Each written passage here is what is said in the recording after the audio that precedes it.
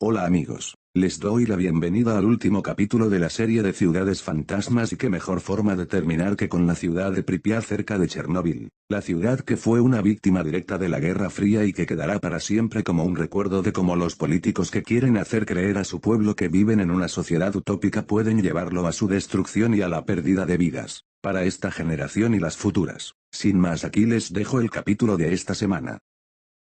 Pripyat es una ciudad fantasma en la zona de alienación al norte de Ucrania en la región de Kiev, cercana a la frontera con Bielorrusia. Debe su nombre al río que atraviesa la ciudad. Esta ciudad es conocida porque sufrió los efectos del peor accidente de la historia de la energía nuclear el 26 de abril de 1986, cuando se produjo el sobrecalentamiento y explosión del reactor número 4 de la central nuclear de Chernóbil. La evacuación fue llevada a cabo por el Ejército Rojo 36 horas después del accidente. La mayoría de los habitantes fueron evacuados de sus casas para protegerlos de la enorme radiación. Los animales domésticos y el ganado debieron ser dejados atrás y sacrificados para evitar alteraciones genéticas y muerte en sus descendientes. Fue fundada el 4 de febrero de 1970 expresamente para dar hogar a los trabajadores de la central nuclear V. Lenin de Chernóbil y a sus familias. Debido a su estratégica posición geográfica en un clima relativamente templado y un suelo muy fértil, cerca de una estación de tren, una autopista, y por supuesto el río Pripyat,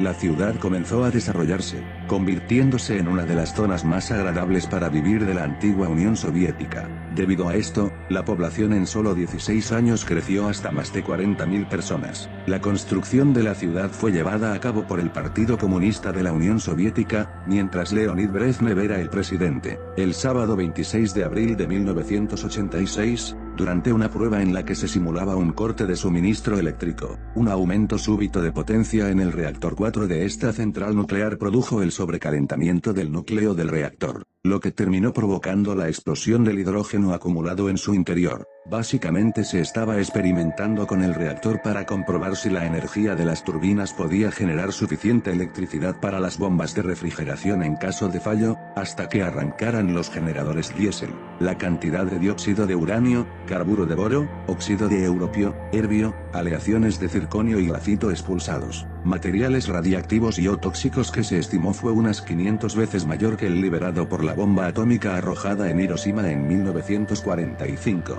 Causó directamente la muerte de 31 personas y forzó al gobierno de la Unión Soviética a la evacuación de 116.000 personas, provocando una alarma internacional al detectarse radiactividad en al menos 13 países de Europa Central y Oriental. Los órganos de distrito de la RSS de Bielorrusia y RSS de Ucrania y de la Defensa Civil recibieron el informe sobre la explosión y fuego en la central nuclear de Chernóbil temprano en la mañana del 26 de abril de 1986. Varias horas después, el personal de defensa civil de la RSS de Ucrania se desplegó en la ciudad de Pripyat. Los militares colocaron cordones y prohibieron la entrada para todos los vehículos de transporte, con excepción de los camiones de servicio. Por la tarde se organizó el control constante del estado de la radiación en Pripyat y alrededores. Los niveles más altos estaban en el oeste de la central, pero la difusión de la contaminación radiactiva fue más bien insignificante, por el poco viento. El personal de defensa civil estaba preparado para la evacuación de la ciudad,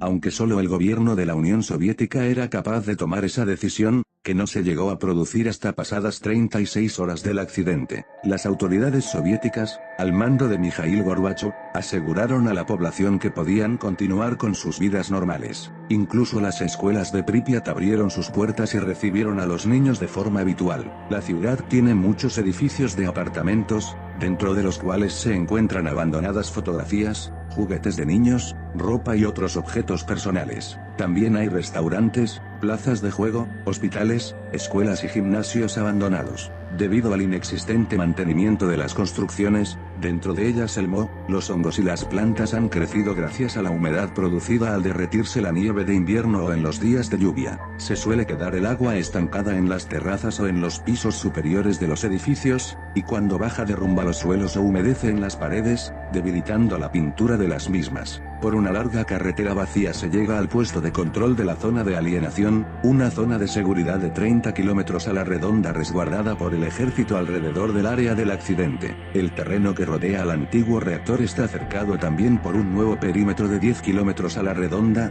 donde se considera que hay más contaminación. De hecho, en Pripyat aún existen zonas en las que el nivel de radiactividad es 12 veces superiores al que existe en la capital, Kiev. Especialmente peligrosos son los techos que todavía siguen en pie, ya que albergan los mayores índices de radiación.